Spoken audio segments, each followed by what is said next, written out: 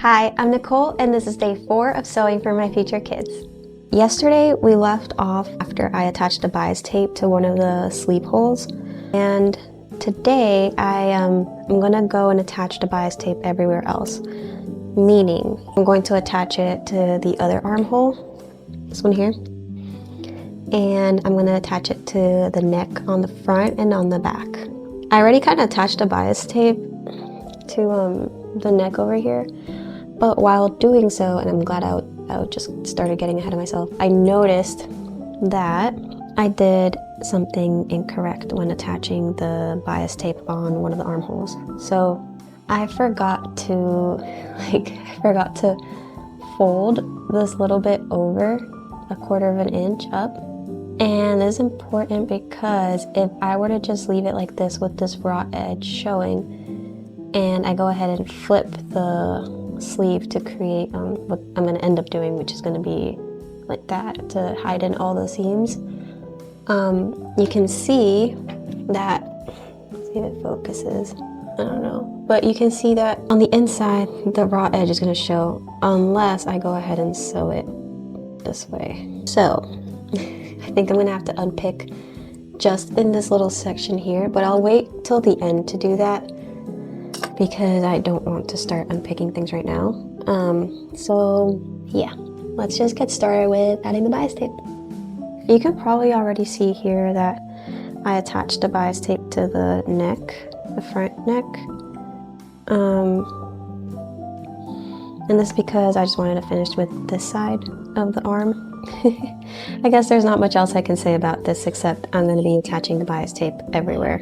So if you haven't already seen how to attach the bias tape, I showed yesterday in the video before this one, and it is pretty simple.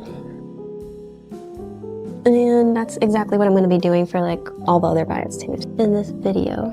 So I'm going to make sure that this part's folded up, and same thing has to happen on this side. So I already kind of have it like pressed, so that's good. Okay, so now I'm just gonna place this here and take off this one. My goal is to just sew in the ditch, meaning like I just sew right here.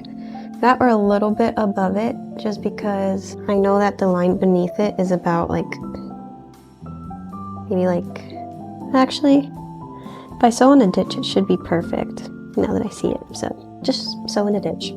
So let's start this out.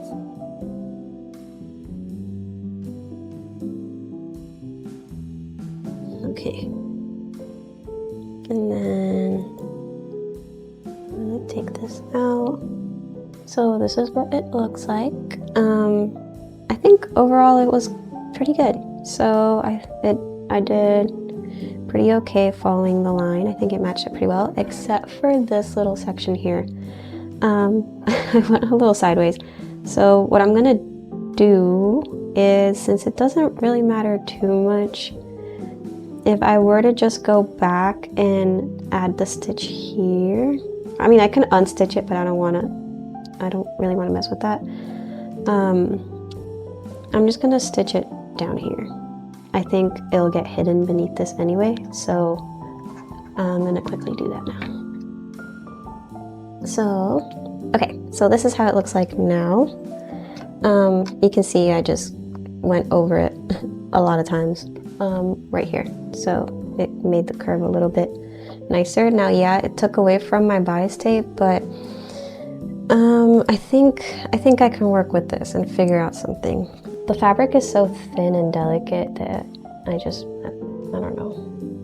That was a solution right now, and we'll work with that. So I'm gonna do the same thing for the armholes, and I'll be back. I'm going to put the bias tape around the other armhole now, and I want to make sure that this is flat here and that this is flat here too. And honestly, oh yeah, I'm gonna fold this in half and press it first, so that way I have a line to follow and I can kind of match it to this one. So now that it's pressed, I have this line, and I'm going to place it somewhat like I did on that side, but basically just match edge to edge, a little bit left over just to help guide. So this will just hold it in place.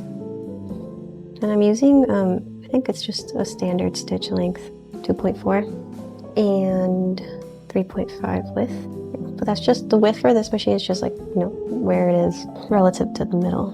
It's for a basic stitch, like a straight stitch. Okay, so I just want to make sure that this matches up here. Just make sure this is like this. Put my needle down. I'm gonna go slow at the beginning.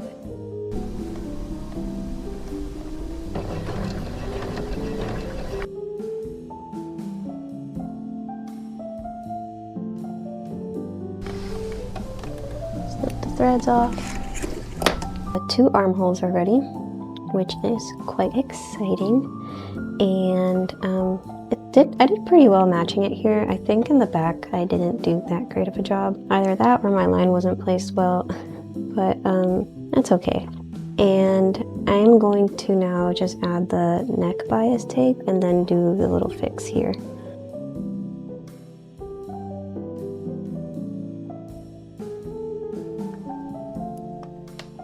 So the neck bias tape has been sewn. Now I need to fix this air over here. So I'm gonna unpick just about a few seams here, starting at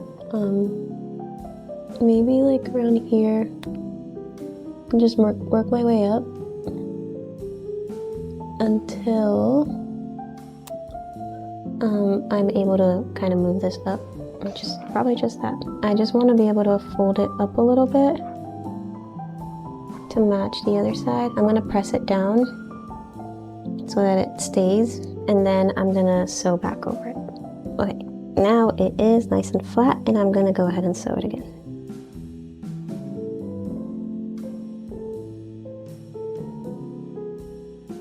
And that should be good, I think. Guys, I just sewed the right side. This one was fine, and I just decided to sew it again. I thought it was the wrong side issue. Well, anyway, now this side is like super duper reinforced. I'm not gonna pick that seam. Let's go back to the side that actually has the issue and fix that side. This is the side. So let's go ahead and do this side.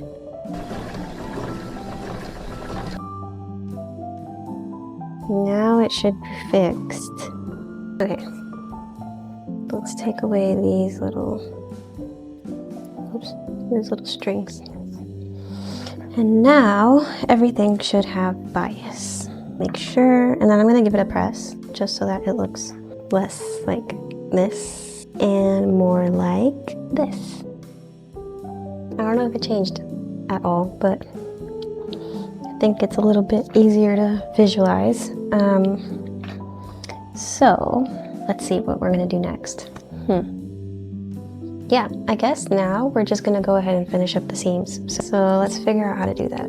If we look at the pattern, it doesn't necessarily specify exactly how to do this with the bias tape.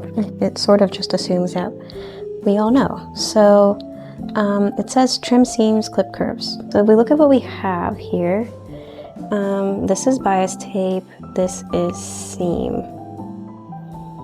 So trim seams, clip curves.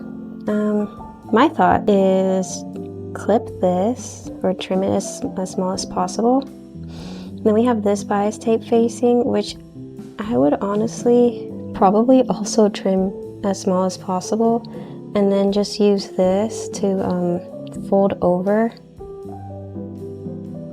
and kind of like, I don't know if I'm gonna have enough, but kind of just grab this, fold it in half, and then fold it over again. So the inside's gonna look like, I don't know if you see that, like that seam, like that, without the rest of this bulk.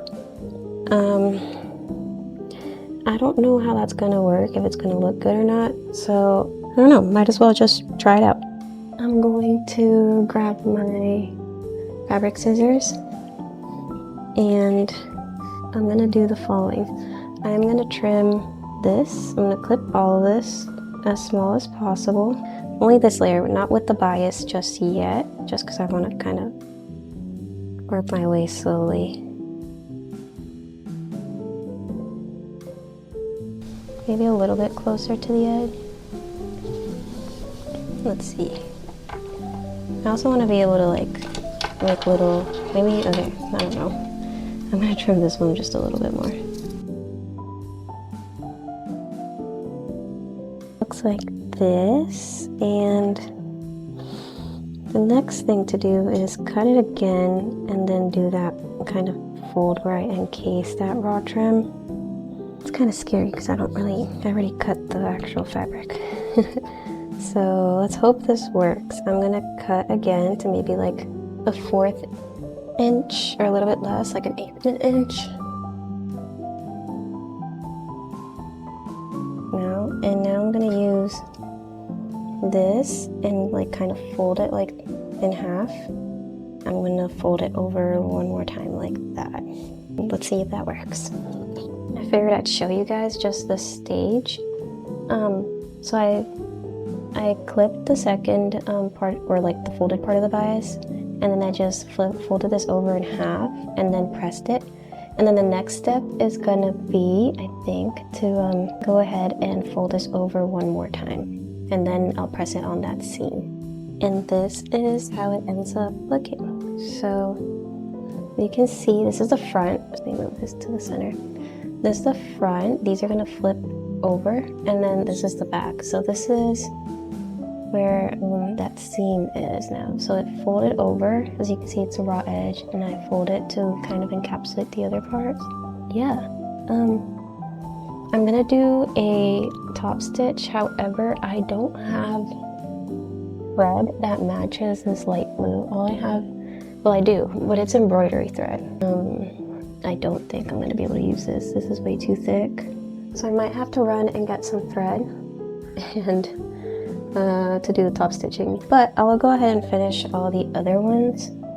I'm going to do the same thing to all the armholes and neck holes, and then have that ready for the top stitching.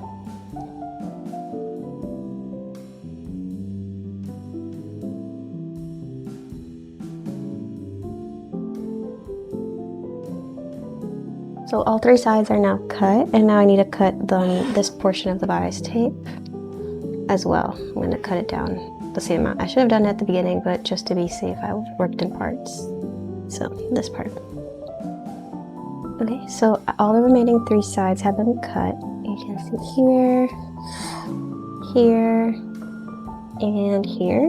And now I'm gonna go ahead and do the press fold over. Oh wait, this one hasn't cut. I didn't cut this one. One sec. Now they're all cut. So we have the armhole, neck hole in the front, and the other armhole. So now I'm gonna do what I mentioned before. I am going to do the fold over just to the seam line, like that. I'm gonna press it flat all around, and then I'm gonna press flat once again after I do this, like that. So after a lot of minutes, now we have, oh man, we have this now, and this looks crazy now that I'm looking at it like this, but it's actually, there we go. There you can see all the binding that's going to look on the inside. And I want to show you one thing. I do have this vintage dress, and I just want to show you how, first of all, this is gorgeous, but it's handmade. So you can see that all of this, I guess bias binding also, or the way that things are attached, are very much just like a, I don't know what they're called, like a slip stitch or just an invisible stitch.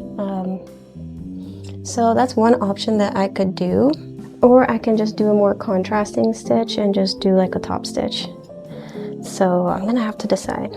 Okay, so this is what we're ending with today.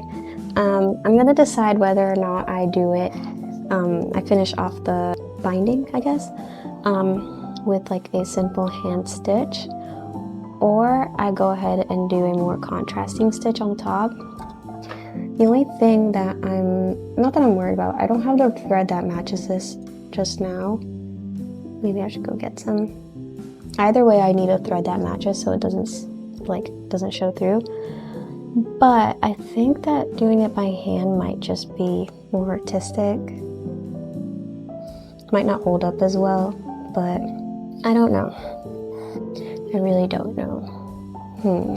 Well, you guys let me know what you think, and we'll see. We'll see if we coincide in the thought. So yeah, I think this will be the end of this video. Tomorrow I'll work on doing that final either top stitch or hand stitching the binding. And yeah, so I hope you guys enjoy this video. Make sure that you like, subscribe, and I don't know, just let me know your thoughts and how you guys are enjoying the series. Bye!